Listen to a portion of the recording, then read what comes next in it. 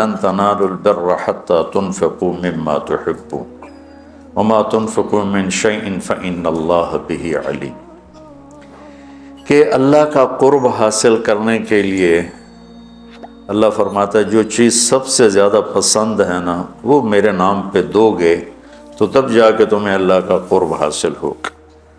کہ محبت کے مقام تک پہنچنے کے لیے اپنی مرغوبات کو قربان کرنا پڑتا ہے، اور سب سے زیادہ انسان کو جو محبوب ہے وہ پیسہ ہے، کہ اس لیے پورے قرآن میں بے اموالکم و انفسکم، بے اموالکم و انفسکم، کہ اللہ کو پاؤ، اللہ کے دین کے لیے محنت کوشش کرو، اپنے مال اپنی جان۔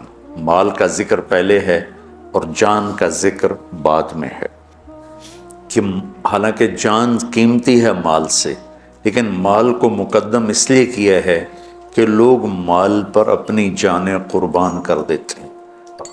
تو جب آدمی مال قربان کرتا ہے تو پھر جہاں مال لگتا ہے دل بھی وہاں چلا جاتا۔ ایک صحابی آیا، یا رسول اللہ مجھے موت سے ڈر لگتا ہے۔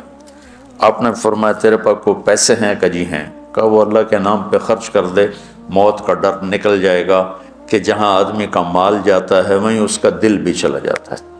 امام زین العابدین علیہ السلام کی خدمت میں کوئی آتا تھا سائل، تو کہتے اللہ تیرا شکر ہے، تو نے میرا سامان میرے گھر پہنچانے کے لیے سواری بھیج دی۔ سمجھو ان کی بات؟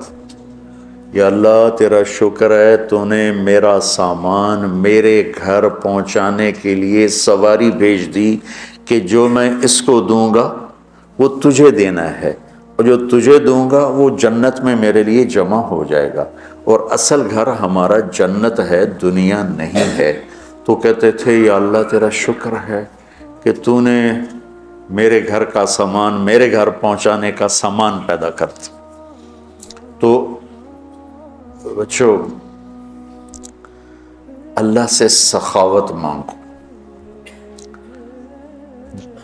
موسیٰ علیہ السلام نے پوچھا یا اللہ تیرے ناراض ہونے کی نشانی کیا ہے؟ تو اللہ تعالیٰ نے فرمایا موسیٰ جب تو دیکھے بارش بے موسم ہے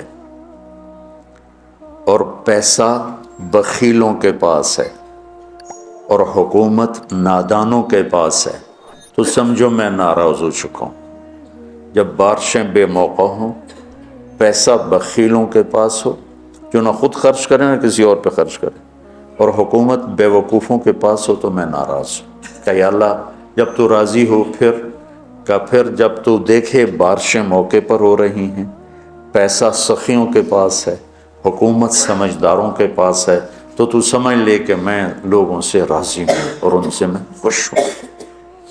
آج پیسہ بخیلوں کے پاس، سخی بہت تھوڑے ہیں جن کے پاس پیسہ، ورنہ سب بخیلوں کے پاس جو بالکل کالا سیاہ سپ بن کے اتنے بیٹھے ہوں کہ نہیں خرچ کرنا۔ اور ایک کم وقت ہوتا ہے، وہ بخیل کا بھی پیو ہوتا ہے، وہ شحیح ہوتا ہے۔ بخیل تو اوروں پہ خرچ نہیں کرتا، اپنے اوپر پھر بھی کر لیتا۔ ایک شحیح ہوتا ہے کہ نہ اپنے اوپر خرچ کرنا نہ کسی اور پہ خرچ کرنا، بس گن کے خوش ہو کے مر جانا۔ کروڑ ہو گیا، 2 ہو گیا، 100 ہو گیا، 100 ارب ہو گیا، ارب ہو گیا، ملین ہو گیا، ٹریلین ہو گیا، اور بڑی بڈھے ہر شے چھڑ کے مر جانا۔ پچھلے اولاد پتہ نہیں نصیب ہے کہ نہیں ہے۔ نصیب یہاں لکھا ہوتا ہے، ماں باپ نصیب نہیں بناتے، نصیب یہاں لکھا ہوتا ہے۔ تو اللہ کو بخل سے نفرت ہے اور سخاوت اللہ کو پسند ہے، اس لیے اللہ نے ادنا درجہ رکھا سخاوت، زکوٰۃ۔ بھائی کم از کم 2.5% دے دو۔ یہ جو بارڈر ہوتے ہیں نا، بارڈر، تو یہ پاکستانی بارڈر ہے، یہ انڈین بارڈر ہے، یہ والی جگہ جو ہوتی ہے نا یہ مشترکہ ہوتی ہے، تو ادھر سے وہ ادھر آ گیا ہے، پاکستان سے وہ نکل چکا ہے، انڈیا میں داخل نہیں ہوا ہے۔ اس بیچ کا جو ٹکڑا ہوتا ہے، تو جو آدمی زکوٰۃ دیتا ہے وہ بخیلوں سے نکل آتا ہے اور سخیوں میں شامل نہیں ہوتا۔ ابھی وہ راستے میں ہے، اگر وہ 2500 پہ 1 روپیہ بھی اوپر کر دے تو سخیوں کے بارڈر میں داخل ہو جائے گا۔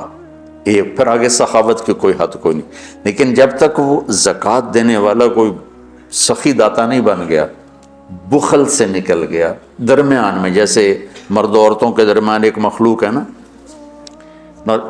نوشیروان کا پوتا تھا خسرو، جس نے اللہ کے نبی کا خط پڑھا، اس کے پاس آیا ایک مچھیرا مچھلی لے کر، اس کو اتنی پسند آئی، انہوں نے کہا 4000 دینار اس کو دے۔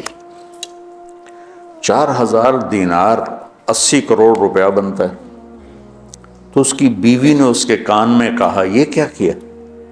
کیا کیا؟ کہ ایک مچھلی پہ 4000 دینار دے دیا ہے تو خزانہ خالی کرو گے؟ اتنی بے وقوف۔ اس کی بیوی کا نام تھا شیریں۔ انہوں نے کہا تو کیا کروں، میں تو بادشاہ ہوں، کہ اس کو واپس بلاؤ، اس سے پوچھو یہ مچھلی نر ہے یا مادہ؟ وہ کہے گا نر ہے، تم کہنا واپس لو، ہمیں مادہ چاہیے تھی، پیسے دے دو۔ وہ کہے گا مادہ ہے، تم کہنا ٹھیک ہے واپس لے لو، ہمیں نر چاہیے تھا، ہمارے پیسے ہمیں دے دو۔ کہو یہ ٹھیک ہے۔ تو اس کو بلایا، ہاں بھائی یہ مچھلی نر ہے یا مادہ؟ کہ حضور یہ ہیجڑا ہے نا، یہ نر ہے نا مادہ؟ تو وہ بادشاہ نے کہا 4000 اور دے دو۔ وہ تو بیگم اس کی اور غصے میں ہو گئی، لال پیلی۔ جب وہ 8000 دینار لے کے چلا تو 1 دینار گر گیا، اس نے وہ بھی اٹھا لی۔ اس نے بیوی نے کہا دیکھو کتنا بے غیرت ہے، آپ نے اس کو اتنے پیسے دیے ہیں کہ ساری اس کی اگلی نسلیں کھائیں گی، اور ایک گرا ہے وہ بھی نہیں چھوڑا، وہ بھی اٹھا لیا ہے، یہ بہت بخیل آدمی، اس سے سارے پیسے واپس لو۔ اس نے پھر اس کو بلا لیا، ابھی ہم نے تمہیں اتنا دے دیا تھا، 1 دینار اگر گر گیا تھا تو کیا تھا، کیوں اٹھایا؟ کہ حضور اس پہ آپ کے نام کی مہر ہے، کسی کا پاؤں پڑ جاتا تو بے ادبی ہوتی، تو میں نے اٹھا لیا۔ انہوں نے کہا 4000 اور دے دو۔ مولوی عام طور پہ فقیر لوگ ہوتے ہیں، عام طور پہ ان کے پاس ہوتا ہی نہیں کہ سخاوت کریں، لیکن سخاوت پیسے سے نہیں ہوتی، دل سے ہوتی ہے۔ اللہ سے سخاوت مانگو کہ اللہ تمہیں سخی بنائے۔ عورتوں سے بھی کہتا ہوں، مردوں سے بھی کہتا ہوں، اللہ کے نام پہ خرچ کرنے کی عادت ڈالو۔ 100 میں 20 نمازی مل جاتے ہیں، لیکن 100 زکوٰۃ والے اکٹھے کروں نا تو ایک بھی زکوٰۃ دینے والا نہیں۔ کوئی 10,000 میں ایک آدمی ملتا ہے جو زکوٰۃ دیتا ہے، ورنہ نہیں دیتے۔ دل کے دروازے بند ہیں، اور اس وقت تک کوئی اللہ کا تعلق حاصل کر نہیں سکتا جب تک اپنی محبوب چیز کو اللہ پہ قربان نہ کرے، اور وہ ہے سخاوت، اور وہ ہے پیسہ۔ اللہ تعالیٰ نے آپ نے فرمایا اللہ الاجود الاجود وانا اجود ولد آدم۔ آپ نے کہا دیکھو بھائی سب سے بڑا سخی اللہ ہے، اور پھر اللہ کے بعد سب سے بڑا سخی تمہارا نبی ہے، وانا اجود ولد آدم، میں سب سے بڑا سخی ہوں۔ اور آپ کا خاندان سخاوت میں ضرب المثل ہے، ضرب المثل۔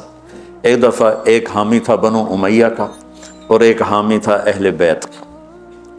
دونوں نے کہا چلو بھائی مدینے میں دیکھتے ہیں کون بڑا سخی۔ بنو امیہ کا حامی کہنے لگا بنو امیہ بڑے سخی، اہل بیت کا حامی کہنے لگا اہل بیت بڑے سخی۔ اچھا چلو چل کے امتحان لیتے ہیں۔ تو بنو امیہ کا جو حامی تھا وہ گیا ایک اموی سردار کے پاس کہ غریب ہوں کچھ پیسے چاہیے، اس نے 10,000 دی تھی۔ پھر دوسرے کے پاس گیا، اس نے 10,000 دی، پھر تیسرے کے پاس، 10 سرداروں کے پاس گیا، ہر ایک نے 10,000 دے دی۔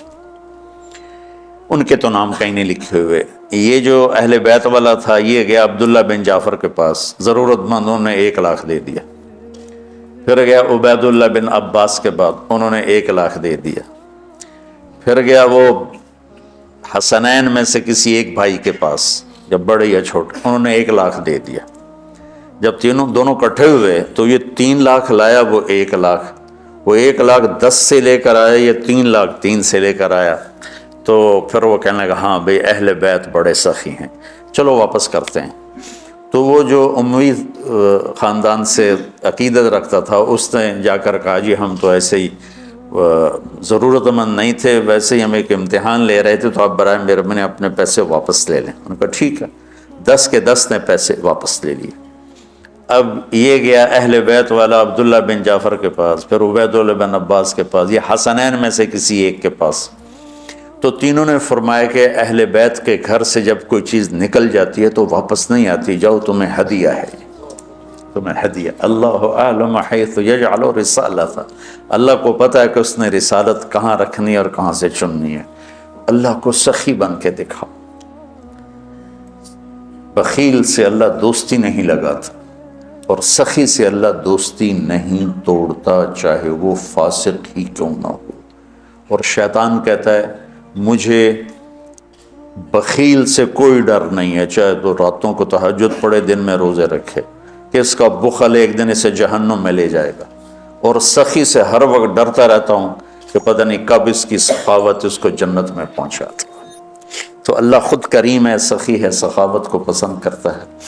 تو آپ بھی اس کی روایت ڈالو